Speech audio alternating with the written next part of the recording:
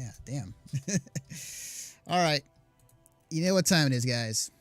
You know what time it is. I'm actually going studio mode here for a second so I can get that transition to work. Making sure. All right. Well, ladies and gentlemen, boys and girls, it's time for your Overwatch Minute with Gregg Dietz.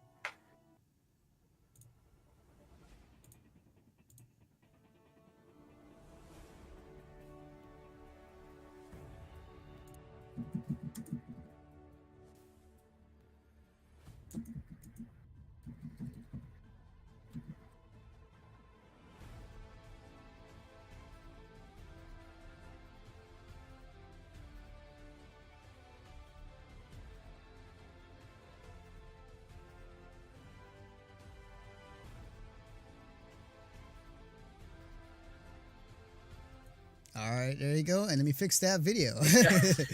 Hey, the tiny video right over here. Yeah, there you go. All right.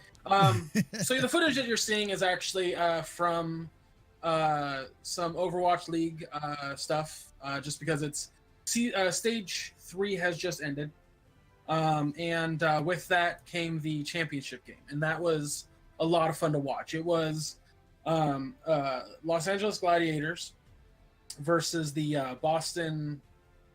Oh, what's Boston's team? Oh my god, I totally forgot. Why am I drawing a blank on Boston's team?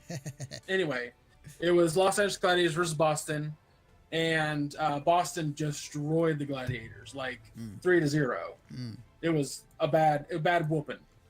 And then it was New York Excelsior versus Los Angeles Valiant, and Los Angeles lost again. Oh, wow. Real bad. Wow. Like, both Los Angeles teams lost 3-0. Wow. It was not a good day for Los Angeles. But then the final game was Excelsior versus Boston, or New York versus Boston. And the New York team is unstoppable. They are a juggernaut. Wow. Like, they almost went 3-0, but it was the first 2 games went to New York. The second game was a draw, believe it or not. Wow. Or, I'm sorry, the third game was a draw. And then the fourth game, New York took it. And it's incredible to watch some of these guys play because, oh, pardon me. You'll see some of these Widowmakers, like you're seeing right now, like the launching themselves in the air and getting a snipe from across the map is unreal. Like, on a tracer who's moving very fast. Like, it makes your head spin watching these guys play. But I love watching the Overwatch League, and I'm very excited. But usually after a stage is done, they take 2 weeks off. So stage 4 will start on the 16th. So yeah, there's that. There have been a couple updates to Overwatch.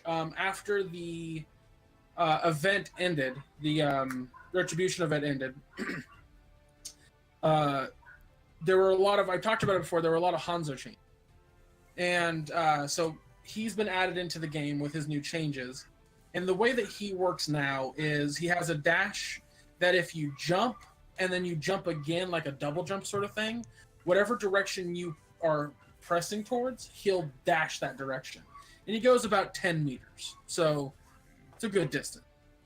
But he also now has a volley. Storm arrows is what it's called. But instead of the scatter shot, which could one-shot people if you shot it at their feet, now what it does is it has 6 fully taught arrows. So a fully taught arrow, if you're curious, is basically a headshot, an instant kill headshot if he uses the regular shot on it. It's 6 of those fully taught, and you have those for 6 seconds. So you can go 1, 2, 3, 4, 5, 6, or 1, 2, 3, dash, 1, 2, move forward, shoot the last one. Like very sparingly how you can use them.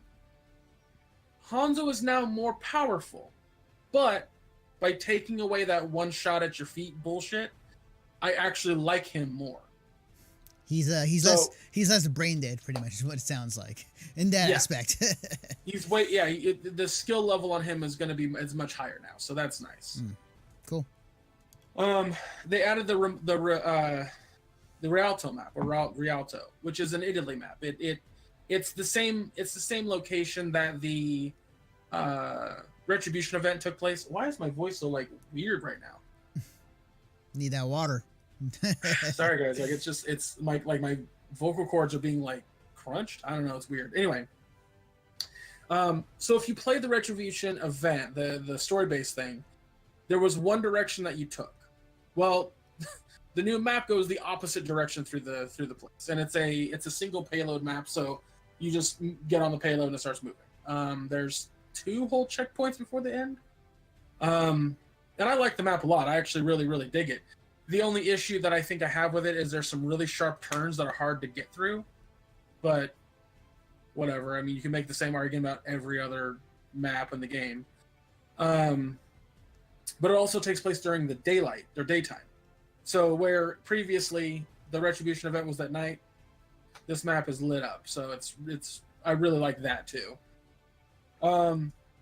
There is an upcoming Brigitte nerf where they've toned her ultimate down from giving every teammate 150 armor to now 100 armor, which is more or less significant, but not that significant because she still heals for 80 over every hit that she does with her mace.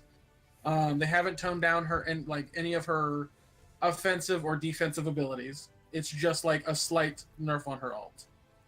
But of course, people are bitching about it or celebrating it, one of the two. But Anthony brought my attention to an article that I thought was very interesting. And I pressed the wrong link. Let me go find their actual link. So there have been a while ago, there were some hackers, some Overwatch hackers in South Korea that were caught and arrested. Well, their trial went through, and their punishment, as of right now, the official ruling is they have to spend 2 years on probation.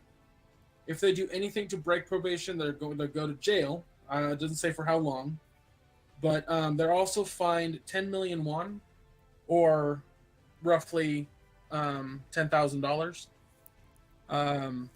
Oof. And there's 11 more cases to be heard. This was 2 out of 13. And I think ultimately that's a good thing. It's going to scare a lot more hackers into not doing this. It'll scare a lot of kids who are just going to use hacks, because that's the thing. These 13 people aren't the ones using the hacks. They're the ones creating the hacks and selling them. That's why they're being punished. I see. If you use a hack, you're just going to have your account banned. But this could potentially scare kids or younger people who are using the hacks into just not using them ever, which is really nice. I think that at the end of the day, if you are scaring young people into not being shitheads like that, that's a good thing.